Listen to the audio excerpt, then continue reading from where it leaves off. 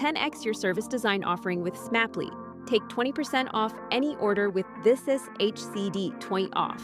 Let's superpower you and your design team's potential. Sign up at smapply.app. Enjoy the episode from your friends at Smapply, helping support This Is HCD podcast.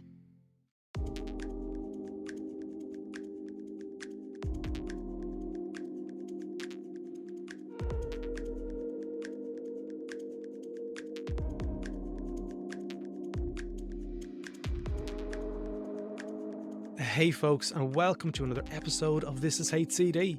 We are the #1 human-centered design podcast globally and proudly coming to you from my base in Dublin, Ireland.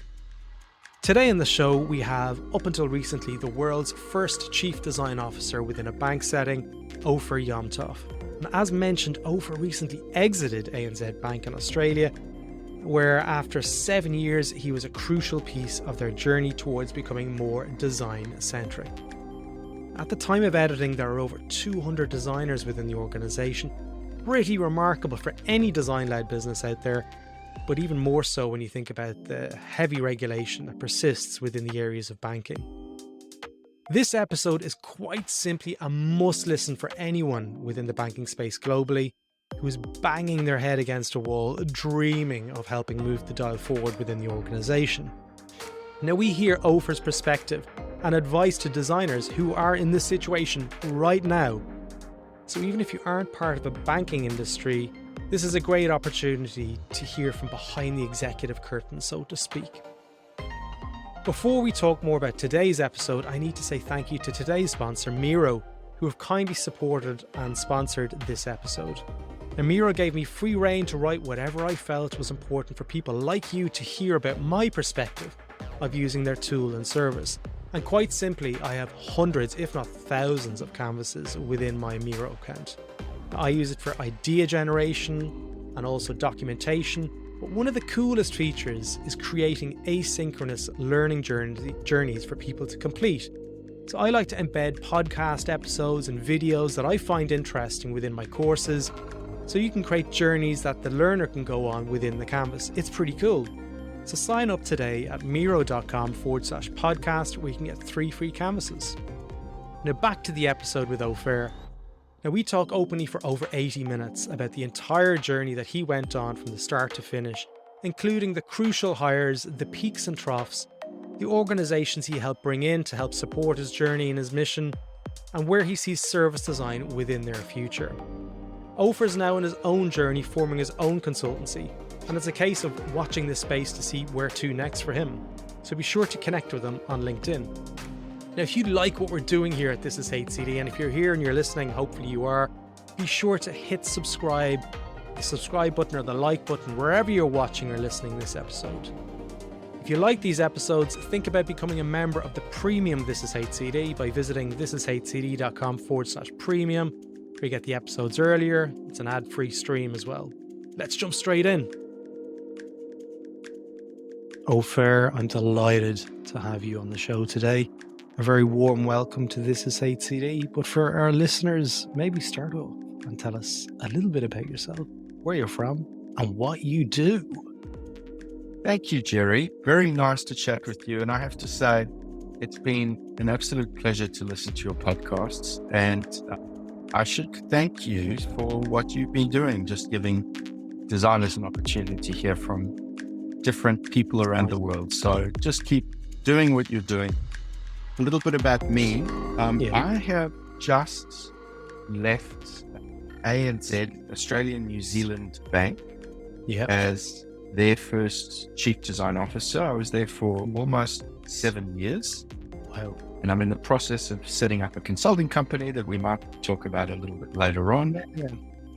But prior to that, I spent about 10 years with IDEO in Silicon Valley, Palo Alto, and also in Shanghai. Right. My background is actually in mechanical engineering and in business. Wow. Welcome. And so that's my journey to design is an interesting topic for us to potentially cover, but that's probably a little bit about me. I'm based in Sydney, Australia. Yeah. but my accent is a South African accent.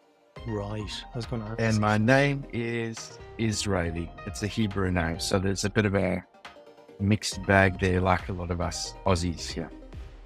It seems to be a common trend with the guests that I have on the show that they've lived or they've got lots of different cultural influences throughout their life. What does that perspective give you as a design leader? That the fact that you can draw on the fact that there's South African, there's Israeli, Australian, American. What's that giving you as a person and as a practitioner? I think as designers, the more perspectives we can bring to bear on a problem, the more effectively we can solve a solution. It's a little bit like when you learn multiple languages. The moment you learn your second language, you're able to look more critically at your first language. So if you've grown up in a single culture or you've been immersed in a single company culture, that is the boundary of your experience. And so you just assume that everything you've experienced is actually normal or the truth or the right way to do things until you have a second experience, and then you can compare and contrast to the first. So I would say that living in multiple environments, or frankly, working for multiple organizations, actually gives you not only does it give you multiple perspectives, but it also helps you to look critically at each of your experiences. And so then I think it helps you form your own point of view, because you realize that there's always more than one way to do something, or more than one perspective, or more than one thing that is considered right, which is interesting. And so at that point, you realize you need to bring discretion to the table. I think from a designer's perspective, especially when we're designing for people, I think it helps you become a little bit more attuned to culture and the fact that people are different and there are many, many aspects that influence the way that they look at the world, the way that they think about things, the way they perceive things. And it forces you not to be so, I guess, arrogant to assume that the things that you think are right, or the things that you think are the most effective way to do things, are actually the right way to do things. Yeah. Well, now that you've exited ANZ, you were there for 7 years. You mentioned there that you had a big block in the US as well. What do you feel the legacy is when you've left ANZ after 7 years? What's the legacy that you believe you've left behind, and what's the hope for the future based on the work and the seedlings that you placed within the culture? Legacy is a very loaded word. I We all know. like to think that we leave sort of an indelible mark, or footprints that are going to be frozen into the landscape, and that's the hope. Who Yeah. knows? In the scheme of things, it's very likely that all of us who think there might be a legacy might be disappointed. But But on that point, though, like, can I yeah, just jump in at that point? Because yeah, before you joined ANZ, like I was a customer of ANZ from 2003, and there was always a kind of a poor cousin a mindset whenever I'd compare against some of the other banks in Australia. There was CBA, who always seemed to be doing something that was always kind of pushing the boundaries a little bit, and ANZ, it was kind of like the Liverpool of the Premier League, where they're kind of, they'd done some good stuff, but they were yet to kind of find their coach and find their kind of mojo. And when I was leaving Australia, there was kind of whispers that something was going to happen. And I'd done work with all the banks except ANZ. I don't know what the connection is there, but you were hired in 2017, and things started to change where design entered the conversation. And from working alongside people in ANZ for a couple of years now, I know that the culture changed. And we can't pinpoint it. It wouldn't be fair to all the wonderful people in the bank to say it was the arrival of Opher that managed to do that. But when I speak about your legacy in terms of the last 7 years, definitely it seems that the trajectory of the organization has gone somewhat towards design led.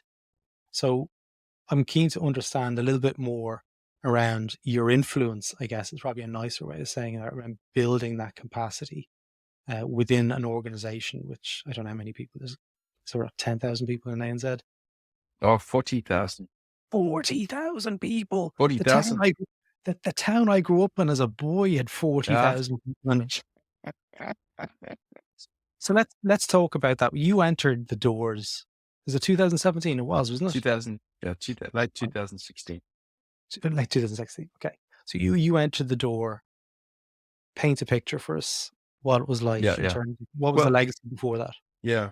No, look, I think that you're absolutely right. There has been quite a dramatic change in culture and focus and mindset at ANZ.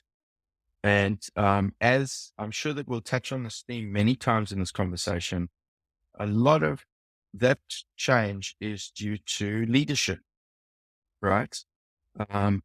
And so the reason I joined ANZ was because I saw I'd had an opportunity to do a little bit of consulting, like a try before you buy, and dip my toe in the water at ANZ.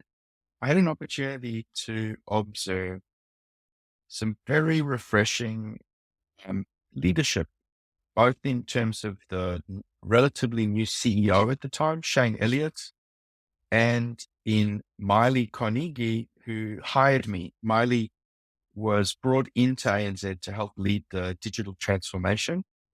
Previously, she had run Google in Australia, and before that, she ran Asia Pacific for Procter and Gamble.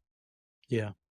And so, with the change in company leadership came a very different outlook and a very different culture, and that's the aspirational culture that I was joining. So immediately, I'd say, from the very top, there was an opportunity to create a different culture, and a culture that was much more supportive of design.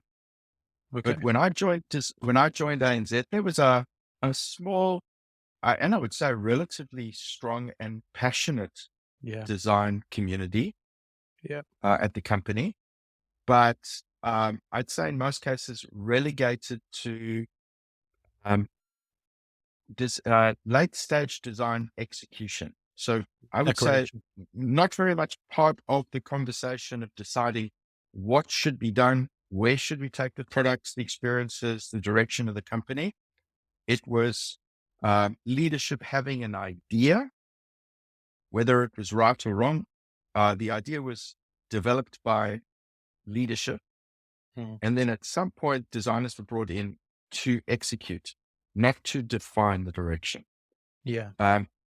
And so fast forward 7 years, and again, this is when we talk legacy, I think it's, especially in a big company, and especially when we talk design, which is such a team sport.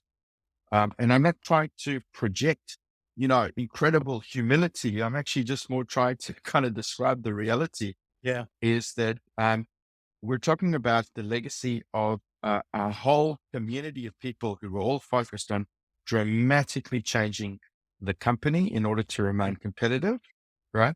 When I left, we had substantially more designers who were all attracted to the same vision, who were now brought in much earlier in the conversation, and in many cases brought in by leaders at the point where leaders were genuinely asking, where should we go next? What should we do? What are our customers telling us? What are they, how do we compete?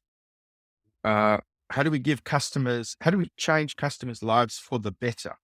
Those kind of open-ended questions, or even further upstream, where should we focus? What should we do? Which option should we select, etc.?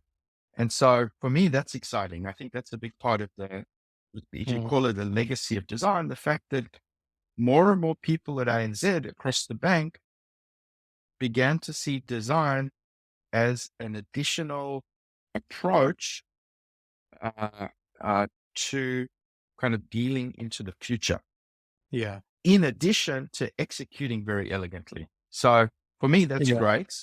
And the fact that we've got many, many more people at ANZ talking about design, having the language of design baked into the vernacular of the company, things like let's prototype, let's experiment. What are the Yeah. insights? Um, uh, and having more obsession about customer experience. So Yeah. there's definitely, I mean, with it, there's definitely that, and you can feel it across the company that certainly Yeah. wasn't there as strongly 7 years ago. And I think that they're just getting started, to be honest. Yeah. It's at the team at the moment, as I understand, it's about 250, 260 There's designers, 200 designers across the business. 200 designers across the business. Yeah, Just going back to that question about what it looked like in the early days, you're right. There were some really standout user experience designers that I know of that were in the business 100%. before Miley and before yourself. Okay. Yeah. And some of Um, them are still there. yeah, absolutely. And Yeah. there's some people who've gone on to do amazing things internationally as well.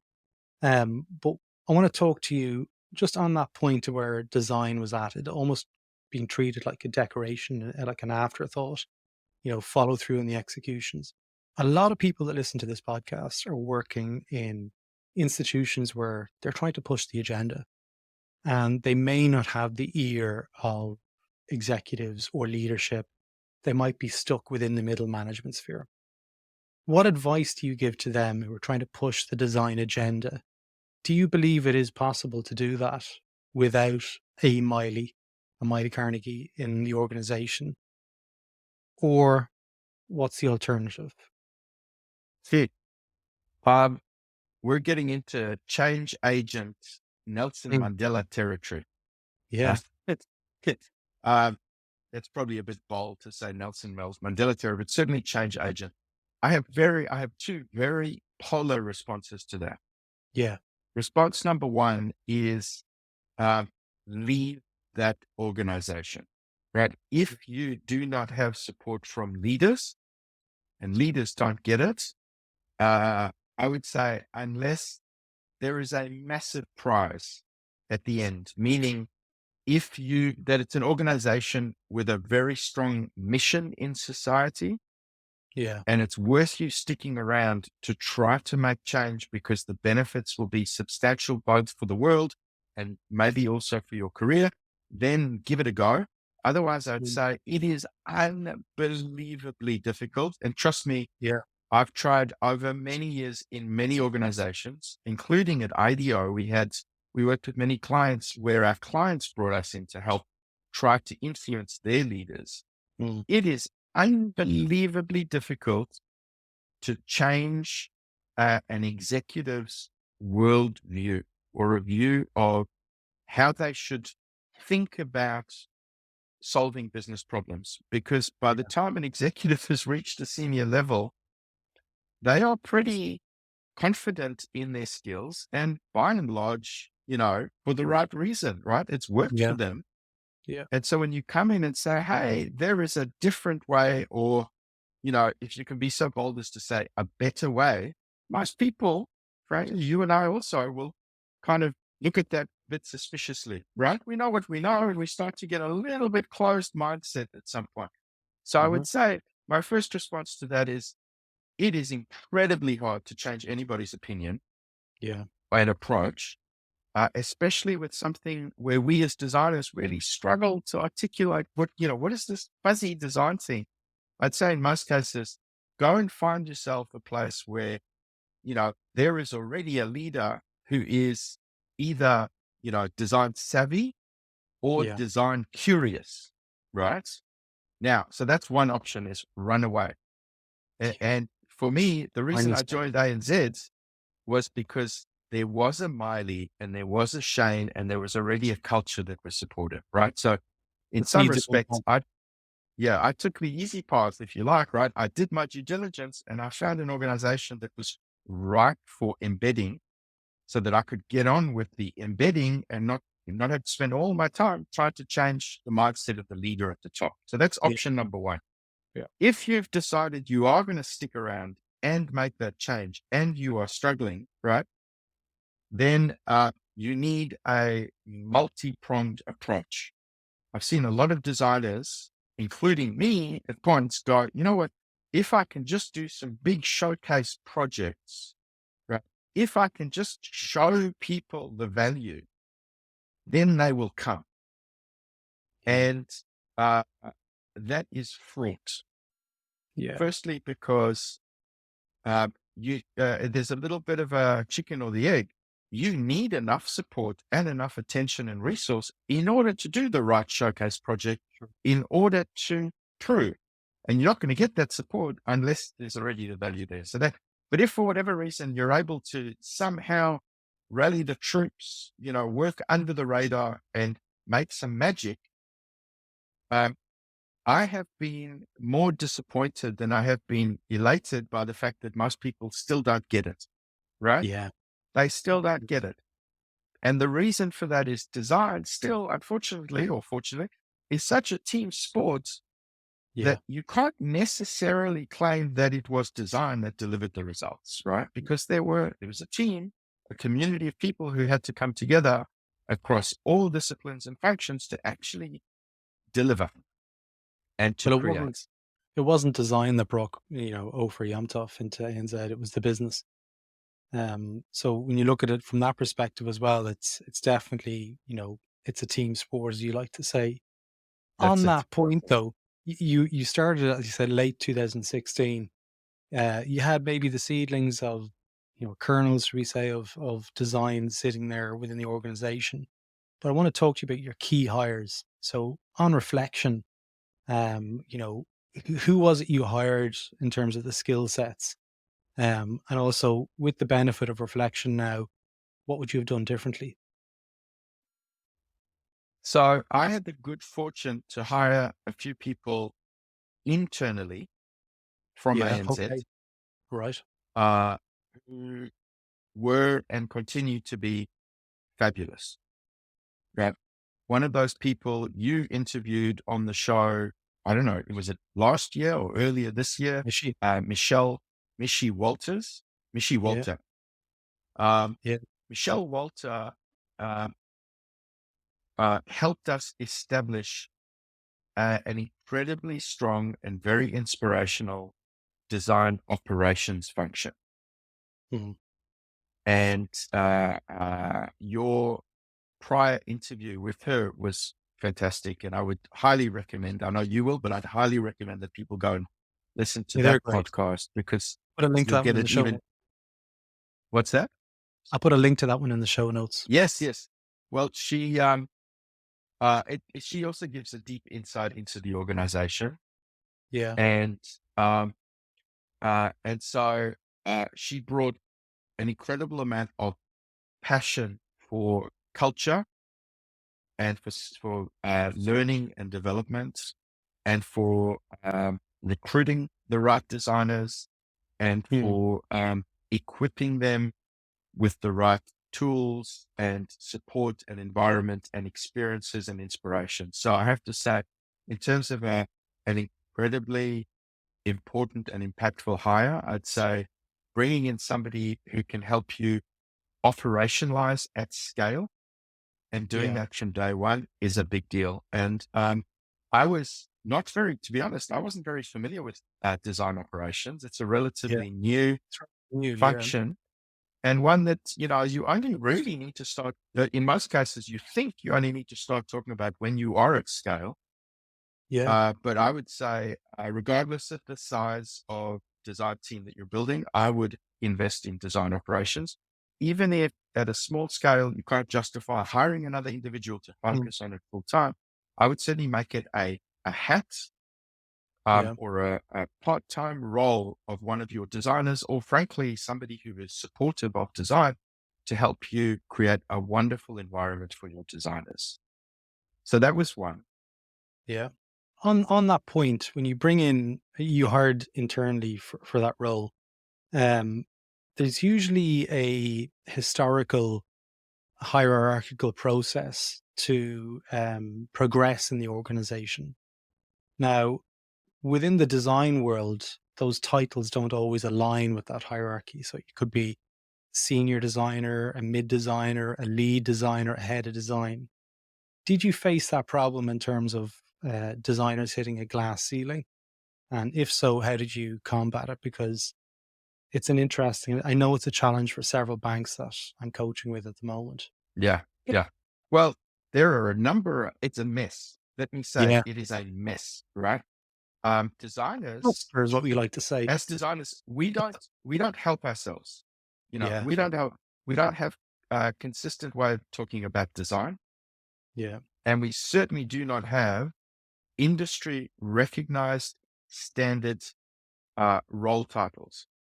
I agree. I've met people who've got senior designer, right, on their resume, and they've been out of school for 2 years, Yeah. right? And in the organization that they came from, that was the label they gave people. And in some cases, it's because the people who were running design or the people who ran the organization didn't actually understand the duration or the levels of maturity or mastery required to actually be an experienced designer. Yeah. So we had that mess inside. I think because we had designers spread all across the organization, led by people who didn't understand design, they were quite lax about the titles that they gave designers.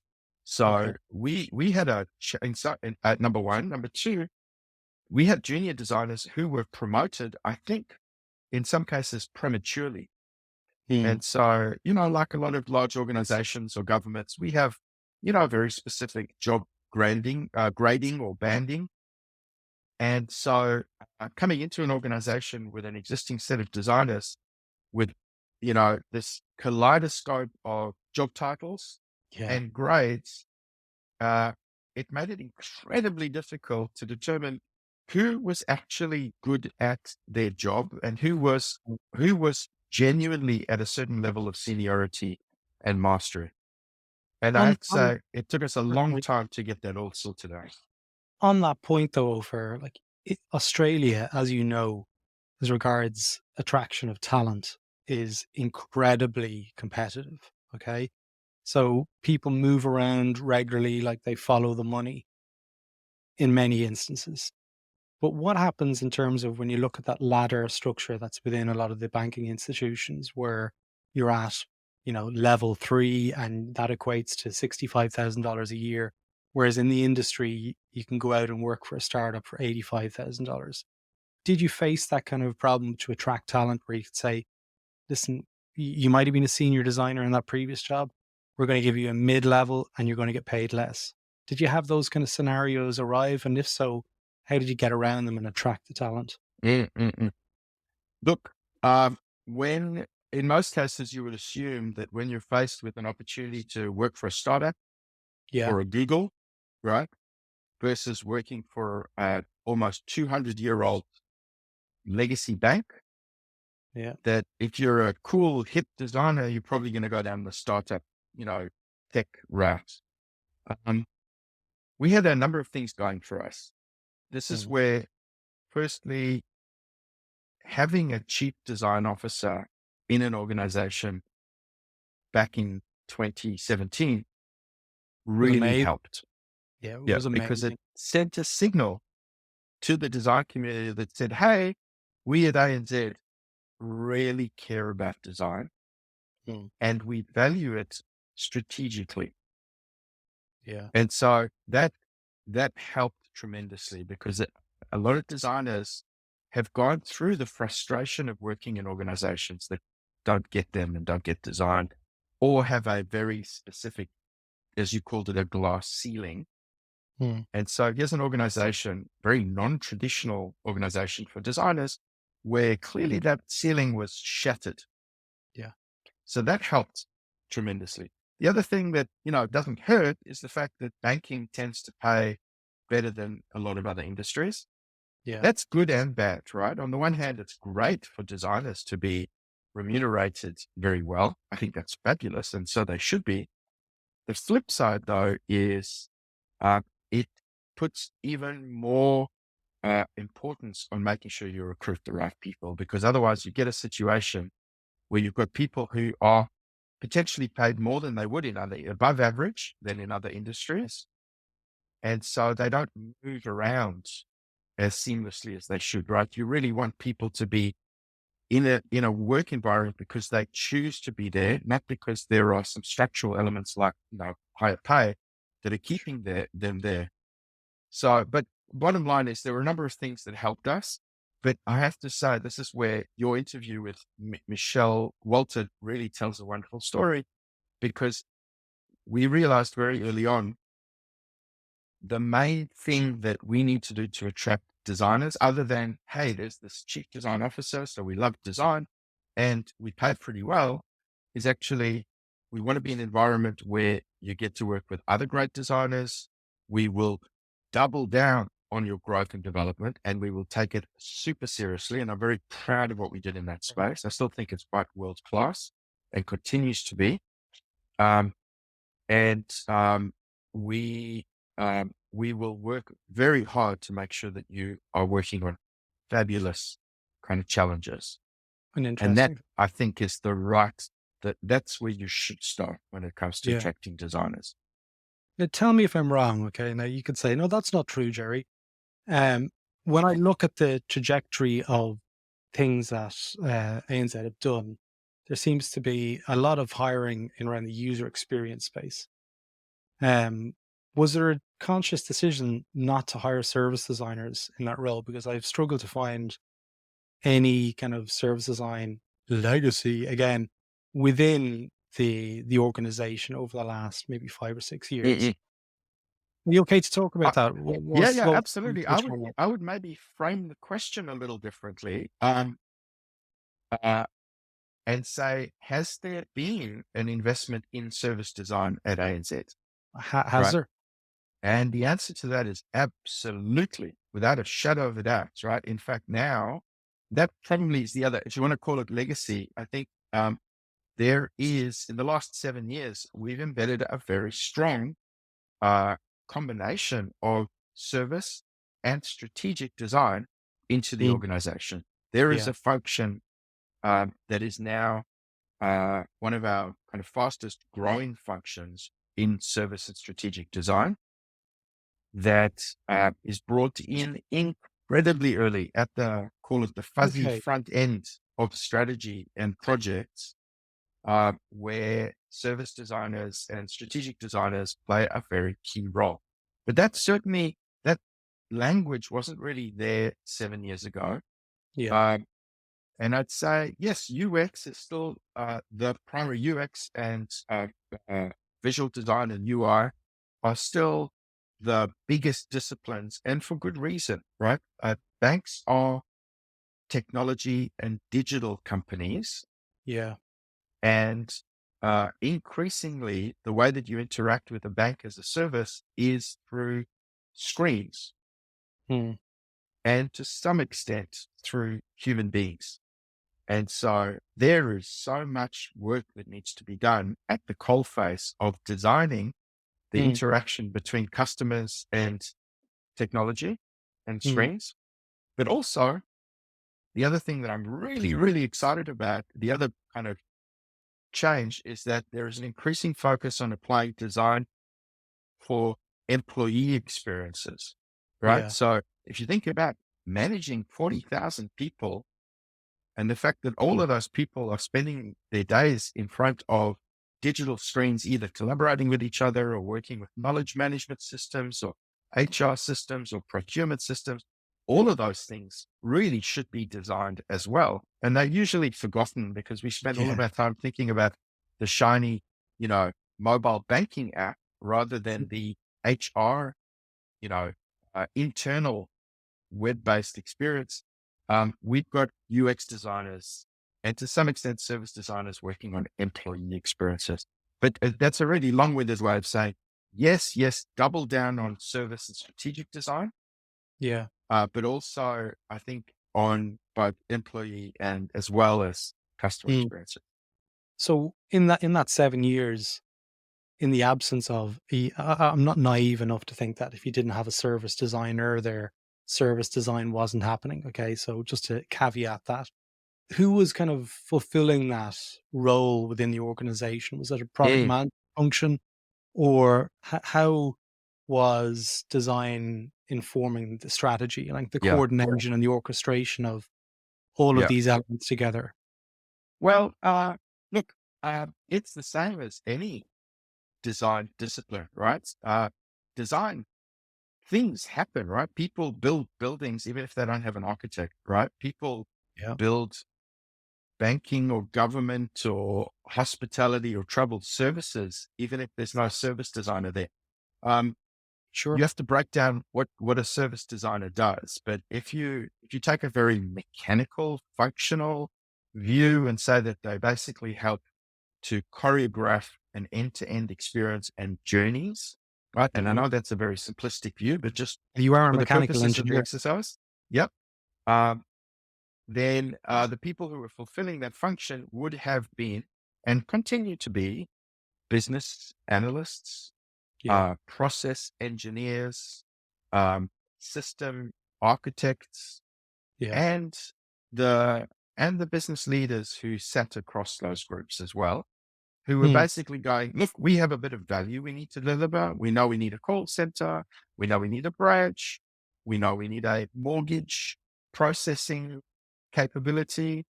Uh, and so those things would emerge. But as we've seen in any service, any frustrating service experience that we've all had, right? If you do not consciously design an end-to-end experience, then you get a very haphazard experience where people, mm, really great, conscious, smart people, have focused on their bit of the journey or the process, and in most cases done it very well. But because there hasn't been an architect or a curator to connect all the bits and pieces together, you get this really painful transition from mm. one step to the next. And so that's generally what's happened. And in most cases, it's because, ironically, service organizations um, didn't look at themselves as designing an experience, right? And so design was never part of the conversation. Hey, sorry for interrupting the episode, but I wanted to tell you about today's sponsor, Miro. Many people connect it to just being another business collaboration tool, but for me, it's so much more. I use it to manage my own ikigai, to help me keep track of my own life and career. This one here that you can see won't get shared to anyone else, so it's a private board. Only I can see it. Now, the beauty of all this is I didn't need to create these canvases from scratch. People on the Miroverse upload them, and there's a constant stream of updated frameworks there for all us changemakers all around the world to use for free, many of which come with really detailed instructions on how to use them. So for more information, see www.miro.com/podcast, where you can get 3 free canvases for free for life. Let's get back into that episode. Even though it's now, 80-90% of the global economy, it's Well, only service now design. emerging, which is very Absolutely. surprising. Yep. Services. Well, services are underpinning so much, but let's talk about your remit. Is that kind of orchestration role, was that in your remit and actually providing the stimulus for the conversations? And looking at the overarching research and the legacy of research and the future of research, and really helping guide the ship with the likes of Miley and Shane. Mm. The remit, interestingly, so I was the first chief design officer of any bank Bang. globally. Globally, that's right. Yeah, Um, and just let you so know it that didn't that really. is right. What's that? So just to let you know that is right. I checked. Yeah, that's. Oh well, thank you for the fact checking. Yeah. So it didn't really come with a handbook, right, or Yeah. a playbook, and so really the remit also evolved. I have to say, I really um, got to hand it to Miley for creating the role and Yeah. having the vision. She was very and continues to be very keen to build a number of capabilities across the bank, including marketing and data and, hardcore, uh, progressive, engineering and design. Yeah. And so at the time, the area that seemed like the biggest opportunity for design was really embedding human-centered design Yeah. as a capability across the whole organization. So at the beginning, it was very much embed human-centered design across the whole organization and help us grow a world-class community of designers, right? Can I There pause you on was that? less, what's that? Can I pause you on that point? Just like about Yes, embedding human-centered design across the yes. organization. Let's put an underline on that one. If you want, you can continue, but I'd love to know what you mean. And how did you go about doing that? Because it's such a Oh, hard thing to really yeah, embed yeah. in terms of it's the Look, that's a mindset. massive deep dive, and let's focus on that. But just to finish on the remits Yeah. conversation, um, the remit evolved to become, uh, sorry, yeah, even in Miley's original definition of the role, Hmm. the the objective was to improve the customer experiences, right? Yeah. And so even though there wasn't sort of deep clarity about, help us curate and choreograph end-to-end experiences, but if you work backwards from the objective, which is help us build what we need to do to improve and to create world-class customer experiences, then there are a range of other parts of the remit that sort of matured and evolved over time that were necessary in order to get to better customer experiences. And one of those is, just help us connect the dots between all the Yeah. different experiences. So that's that. But human-centered design, that's a massive topic, and certainly happy to Yeah. dive into how to build capability. But it's really refreshing that you can see that it's a multifaceted approach. It wasn't seen as a lads, everyone, let's just connect these dots. That's all you need to do. It's not hard. A lot of organizations they come back to me with this feedback from leadership that they don't really understand that it's a multifaceted approach, especially when it comes to human-centered design. But what were the kind of things that you were doing to really, I guess, popularize and help include human-centered design into the organizational lexicon? Like how were you doing that? What was the activities that you did? I'd love to know a little bit more around the strategy around that. Yep. Well, so I mentioned before, showcase projects Yeah. as a way to convert. And interestingly, when I spoke about showcase projects before, I was sort of talking about them in the negative. I was saying, Mm. if you need to rely on a showcase project to change the mindset of your leaders, then that's a tough call. Yeah, absolutely. However, if your leader or your specific sponsor has the influence and has a really great understanding of design, and they are willing to fund and sponsor great showcase projects with some really, massive horsepower behind them, then showcase projects are a wonderful thing. And Yeah. so, um, Miley actually commissioned two projects at the very beginning of in fact, even before I was still in a consulting role, two showcase projects. Number one was, help us envision the, an aspirational business owner experience Hmm. to create kind of a future direction for our business banking. And the second was, how might we create a magnificent home owner experience, not a mortgage, Yeah. borrowing experience, but a home owner experience. Okay. And so two very open-ended and aspirational briefs. Yeah. And we basically used it, and they were very well funded with commitment to execute whatever came out of them. And look, good check that Miley cut at the back end. Yeah. Uh, and so uh, that gave us an opportunity to really showcase what great HCD looks like. And I mean, really great. We had an opportunity to scoped those pieces of work very well. Mm. We engaged a very, very broad set of stakeholders, including senior leaders. We put many of them on our steering teams for those projects so that they could observe the entire process all the way through. We Sure. made sure that we didn't kick those projects off until they were all involved and committed and excited about the brief and had an opportunity to weigh in on the direction that these projects were going to take.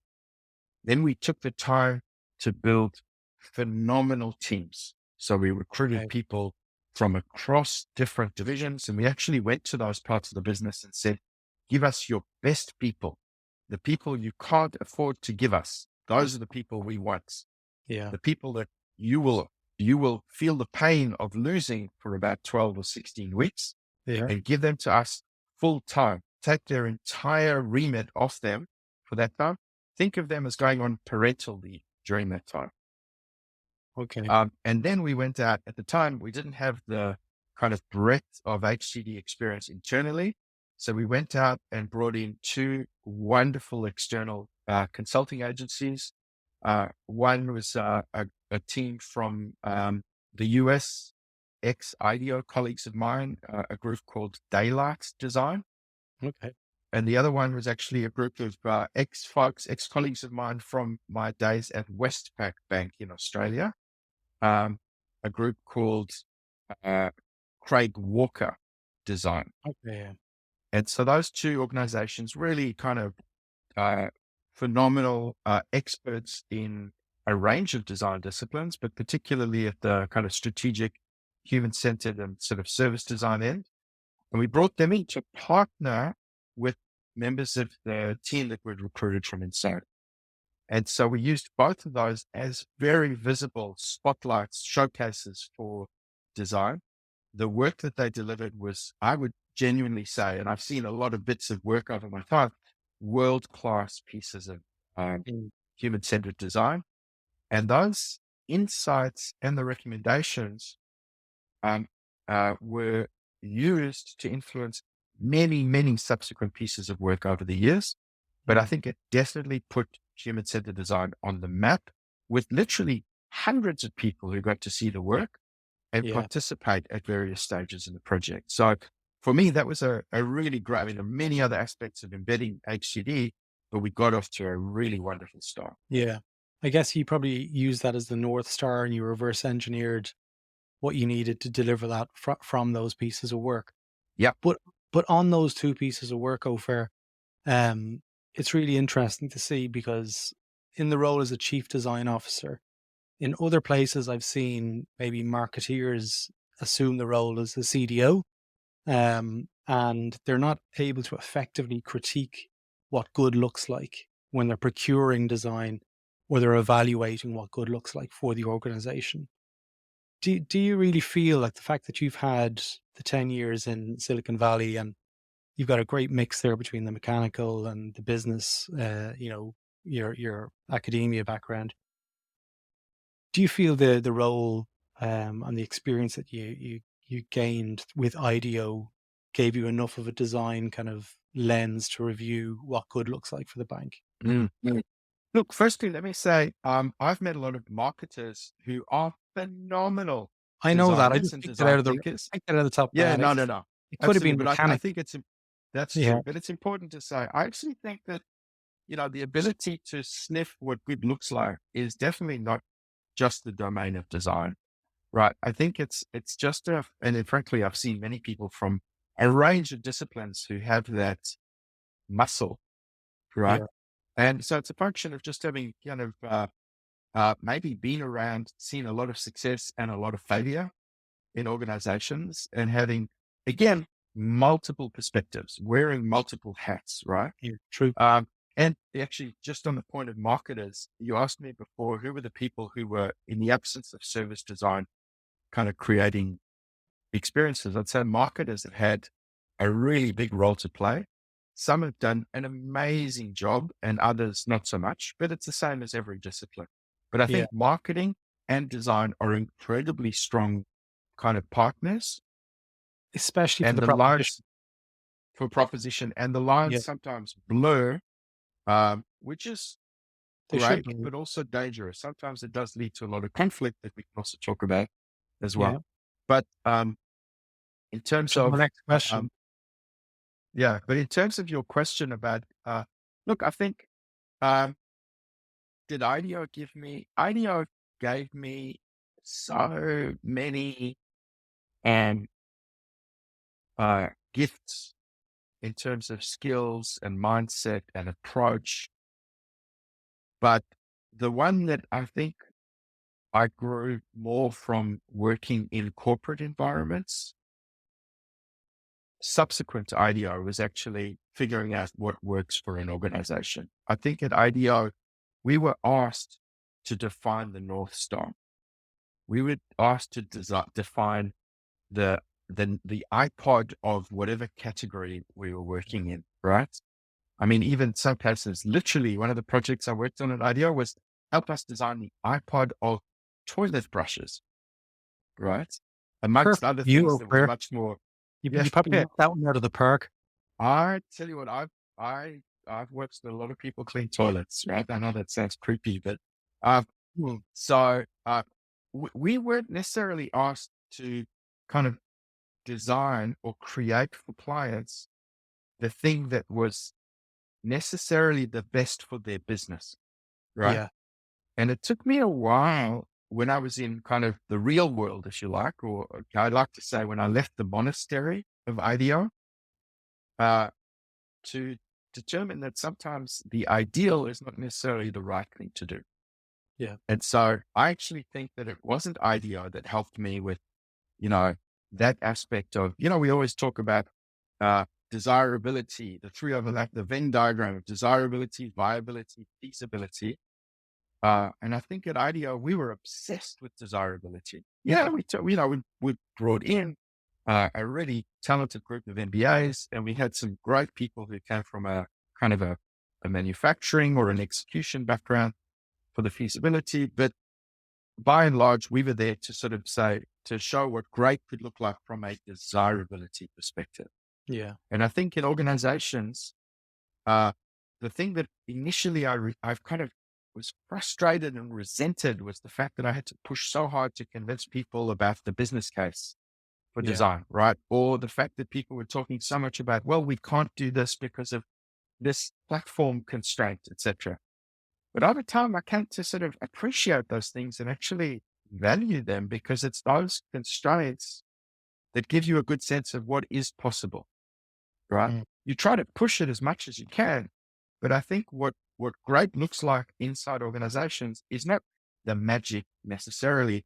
It's what's the best that you can deliver based on the available capabilities constraints that you can actually get to market that will make sense for the people that you're working with in the environment, in the regulations, etc. That for me is what great looks like. And that comes with experience working in a particular industry in a particular environment. So it's not one size fits all. I think you've seen many fabulous designers or frankly great CEOs who shine in one environment, and then you pick them up and you plop them into a different industry and you expect them to do the same magic, Yeah. and they don't. And to some extent, it's because they don't necessarily understand the nuances and the constraints of that new environment, because what good looks like there might be different to what good looks like. Sure. Okay. So what I'm hearing is with those two projects that were procured by Miley, the definition of great was a co-designed effort that had multiple stakeholders defining great. Who were those stakeholders? You mentioned marketing were at the table, presumably business and Miley and design yourself. Anyone else that was part of that conversation? Yeah. Well, Oh, if you I go, don't one of imagine the it was, things that, just on that one, I don't imagine it was a yeah, conversation sitting around saying, okay, the agenda today is talking about what great is. We're going to, anyone else yeah, need a conversation? I know it no, wasn't like that. yeah. Well, look, Miley was very new in her tenure. And so I think there was also, she was riding this sort of wave of enthusiasm in the organization for challenging convention and transforming. And so everybody was excited, even though I think a lot of executives who'd been there a long time were, you know, quite rightly a bit sort of Miffed? Uh, Maybe, no, I think just jaded about what could be done based on, attempts in the past to change things that maybe hadn't gone so well. Um, but in terms of the stakeholders that we engaged, we used the Venn diagram to help inform which stakeholders we needed to engage. So if you think about, what functions in the organization are going to help you with desirability, you'll go and talk to marketing.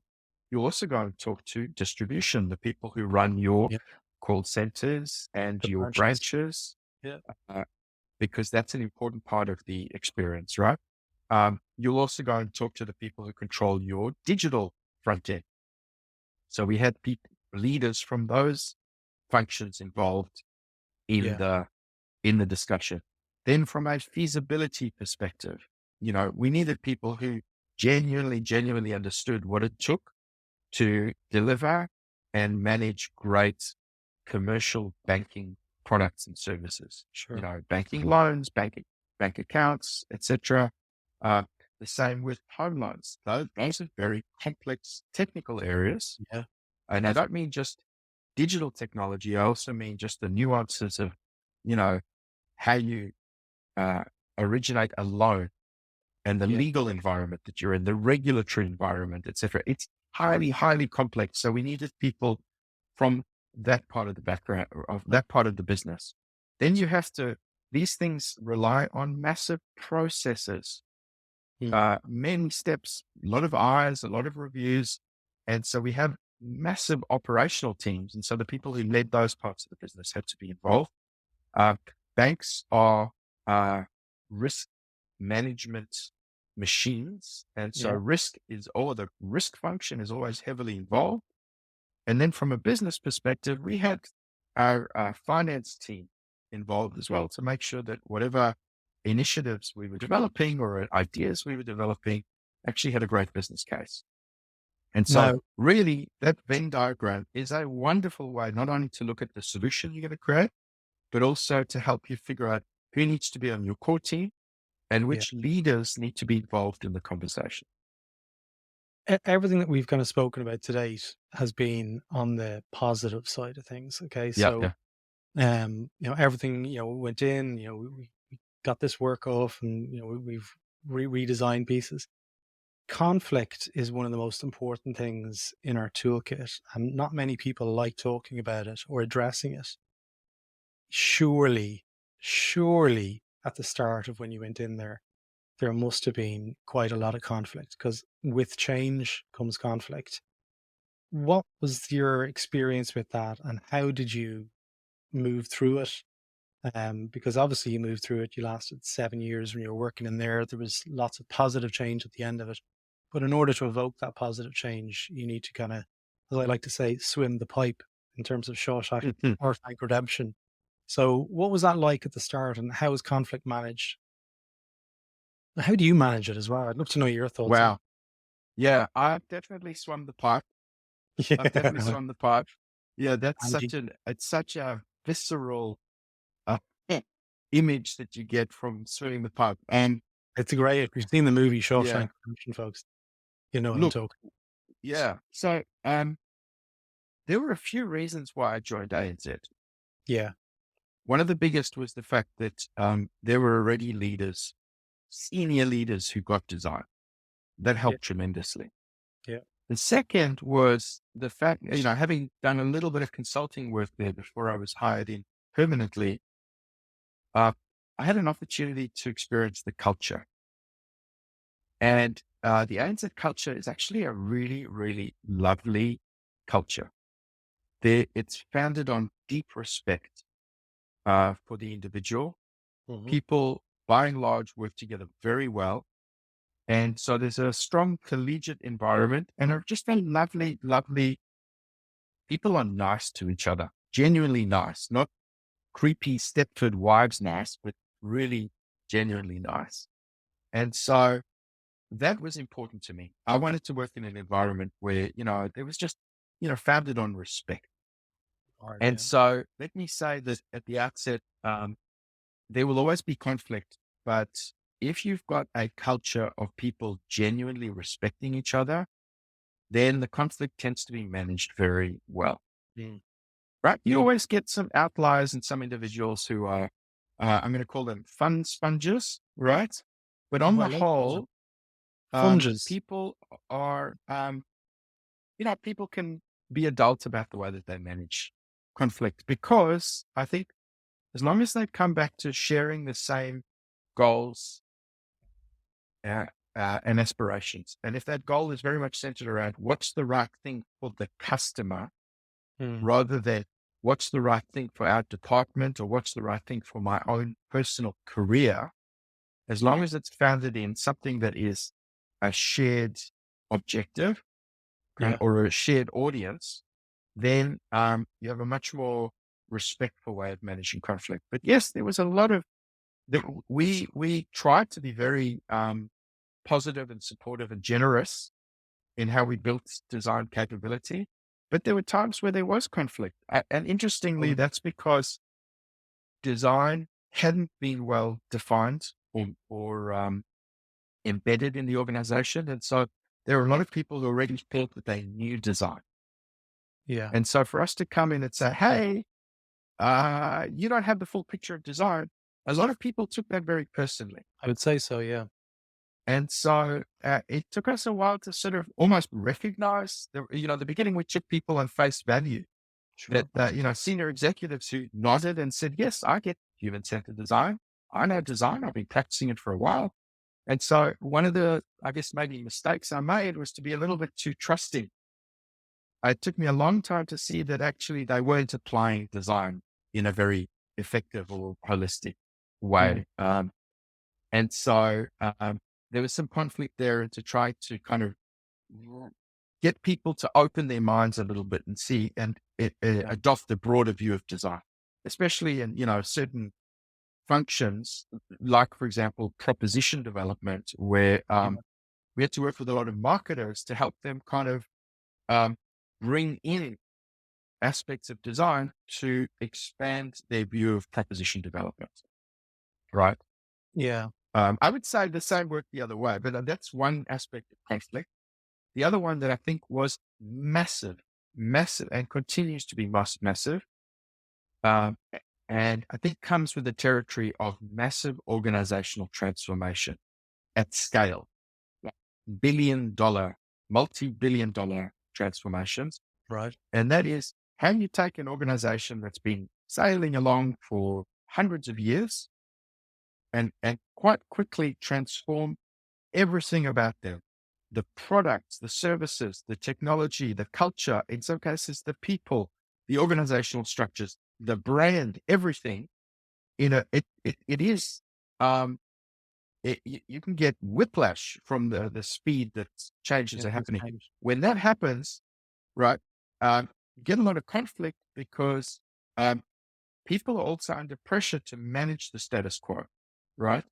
For example, in our bank, we wanted to transform, but we still had to keep delivering dividends to shareholders, and we still had to keep paying Mm. people salaries, and we still had to keep, you know, providing mortgages. So we had to keep the status quo and the existing bank running Yeah. while we were building all this new capability. And so On there the was an incredible amount of conflict between those who were creating the transformation and those who were running the existing bank, even though both of them were required for the success of the organization. But we Yeah. started to get a bit of kind of cultural differences between the I'd say two. so. And that's a real challenge that happens in every design project. So I'm sure every designer has had that experience to some extent of, when you're not building a startup, but you're trying to improve an existing organization, there's a point where the improving part of the business and the status quo, the legacy part of the business, are coexisting. And how do you actually get them to support each other and not have conflict? That's incredibly difficult. Yeah. And I was going to ask you the follow on question around your own KPIs as a CDO. So are you okay to talk about what that looked Yeah. like and in turn, what you're responsible for and how you measured the impact Yes. of any of those changes? Because obviously, if you mentioned risk there, and I've experienced with working in financial institutions, they're really risk adverse. So when it comes to evoking this kind of change, there's usually a period there where the adoption will go down and over time it'll increase, it'll ramp back up over 6 months or something like that. How did you have those conversations with people when they were like, oh, you're actually going to break it, you're making it worse, and then the metrics reflect that? Because then often it's not always we just change the button from blue to green and it's done and we've seen an increase in click-throughs. These things are structural, these things are organizational and they're cultural. The changes, as you can see, it's taken 7 years to get to where it is now. So that's a bit of a loaded question, but I guess we'll probably go back to your own KPIs and what the CDO was responsible for. Yeah. Yep. So there's two aspects I want to touch on in your question.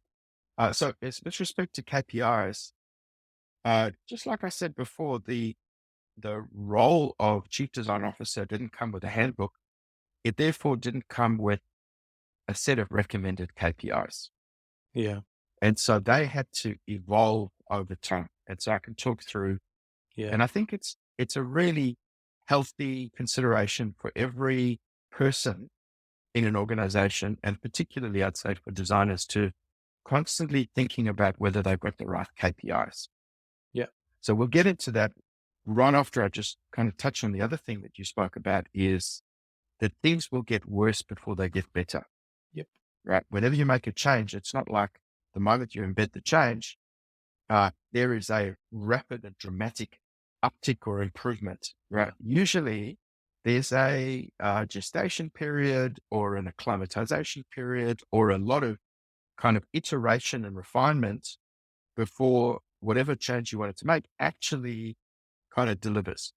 Even if it does, in many cases, it doesn't, right? So you do take the organization backward. That comes back to, again, that's why having leaders who kind of buy into design are so important in the first place, right? Because buying into design doesn't just mean I get design. Buying into design means I get how difficult it is to make change. And I am willing to back it and support it in the long run.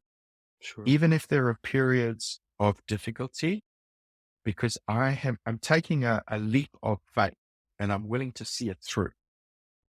That is, I guess, what a good sponsor of design looks like, because the going will get tough and there will be points where they're going to have to make tough calls about resource allocation and budget allocation.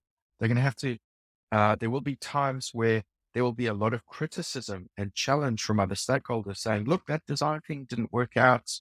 Look, it's worse than it was before.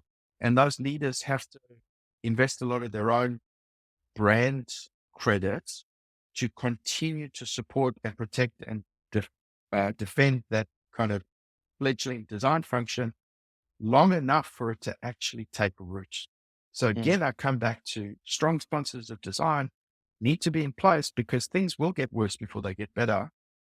And the only way you can kind of cross that valley is if people are there at a senior level going, no, we're going to stay the course as we go through this period, because we will get to a better place. Or I'm willing to invest some of my career cred, even if it doesn't get to a better place, but we're going to see it through, because these things don't happen in an instant.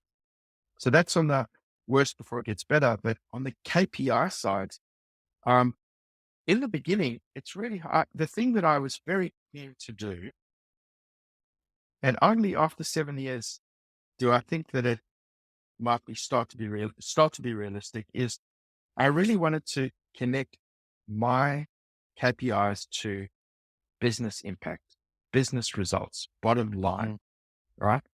Like I thought to myself, look, the whole point of joining a bank, although you want to create great customer experiences, you want to do the right thing for customers, the reason the bank thrives is because they actually make a profit. Now, to profit isn't a dirty word. It's just actually the fuel that keeps the business going. That's the reason the business has been running for 200 years, and the reason that they can continue to give people home loans or business loans and enable them to thrive is because they can actually run a profitable business. So the ideal for design is to be able to connect their results to the bottom line of the organization. Now, that's really difficult to do because, as we said, design is a team sport. So there's no one-to-one connection between what designers do and profit, number one. But number two, design takes a long time, right?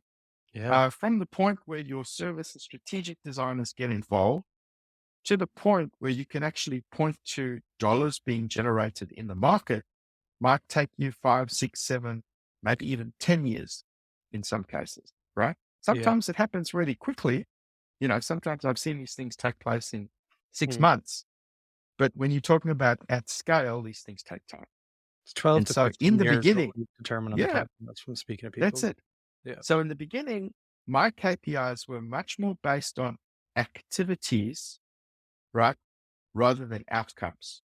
For example, number of strategic projects applying HCD, right?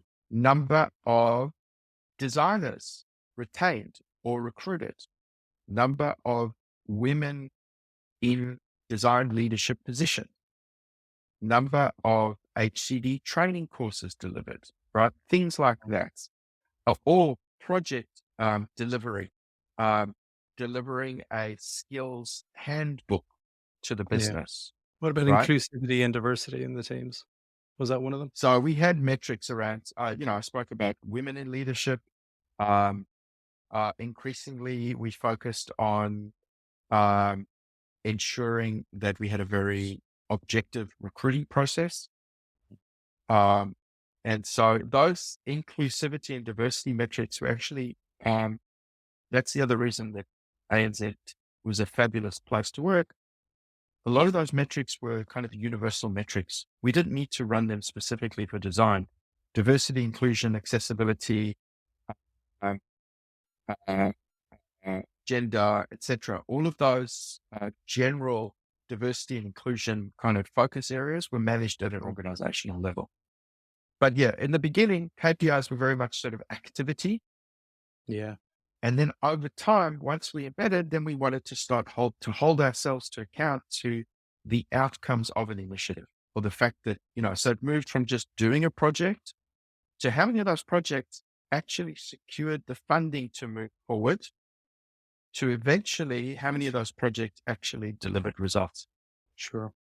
The other problem with KPIs is even, specifically in a bank, we were usually quarter or kind of annual cycle driven, is that if the results happen a few years after you did the work, everybody's forgotten that you did the work. And so they aren't actually on your scorecard. You might get some bragging rights to say, hey, I was involved in that thing that delivered another $100 million to the business, but it's not in your KPIs for this year. KPIs for this year are on the things you're going to do next. Yeah. So unfortunately, the other area that we really didn't have was kind of longer term metrics that were managed over cycles. Couple of years. Yeah. They are, if you're the CEO, a lot of your remuneration is, but you get stock options, and so, more and more executives are getting some stock as part of their remuneration so that there's some connection to the longer term. But unfortunately, the scorecards and the KPIs of most organizations don't really take into account the length of time required to actually get to an outcome and to measure on those ones. So a lot of those were what we held ourselves to as a design community is, your project is not done when you've delivered the project. Make sure that you stay connected to it. It's like your child, right? Make sure that you're out there looking after its welfare, and that there are other people who are trying to keep it alive and make sure that it's brought out into the world. And don't just start to think about the next project. And it's integrating with all the other children within the organization as well. Exactly. We're coming towards the end of the episode, Opher. I'm keen to know what you're working on and, what's next for you, because you've been out of the bank for a couple of months, I think, at this stage. You look pretty tanned. You're looking pretty toned. You've been hitting the beach, I can see, hitting the gym, hitting the bar. You see, What does it look like? Yeah. Look, I am relaxed. I have to say, I've been just doing things around the house, catching up on chores, spending more time with Nice. my kids and my wife and the dogs. Say So she's I've loving really the enjoyed offer. having, what's that? Say she's loving having you at home. Well, I You were think she's flying up and getting to the down from point Melbourne. where, Like, you were- yeah, that's changing now. And I think she's keen to get me out of the house. Nice. What's next? So I left ANZ because I genuinely felt like the design function was ready to stand on its own 2 feet. And my commitment there, the thing that I wanted to do was to embed design in a sustainable way. And so I'm very pleased with where it's at. You know, if we talk about our children, I felt very much like design at ANZ was my child. And so I definitely didn't want to abandon it until it was Yeah. ready to go out into the world. And so that's the reason that I decided it was time for me to move on. Mm. I like to build and run businesses, Businesses. Yeah. and I'm incredibly passionate about where I see design and strategy going. And so I am establishing a consultancy with a good friend of mine and an ex-colleague by the name of Toby Roberts. And Toby and I are about to launch a consulting business called Epilogue Group. Mm. We have, and it's a bit design and it's a bit strategy and it's a bit process engineering, but it's got a very, very specific focus, and that is to substantially de-risk large change and investment programs.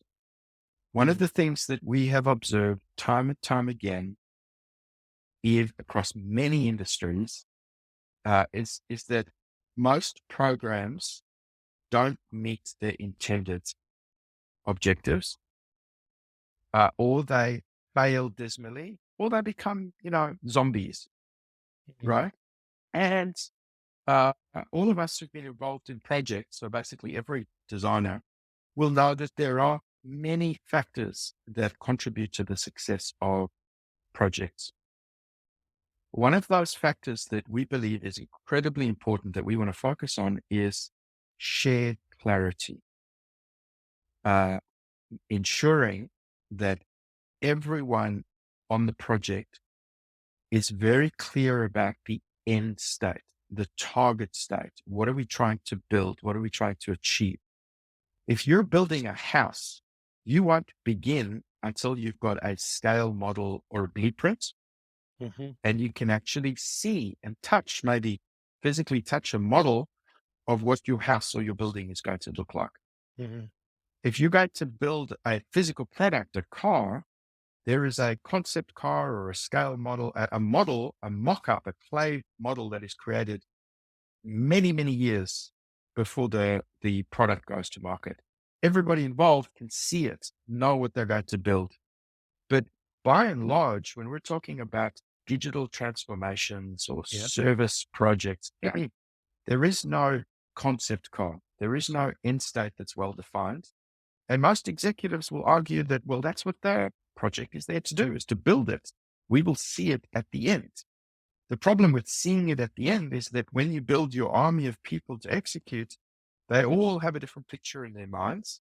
And so they often, even though they all embark with good intentions, they end up building things that really don't fit together. Or the stakeholders get to the end of spending billions of dollars and they're really disappointed in what they've created, or the customer doesn't care and has moved on.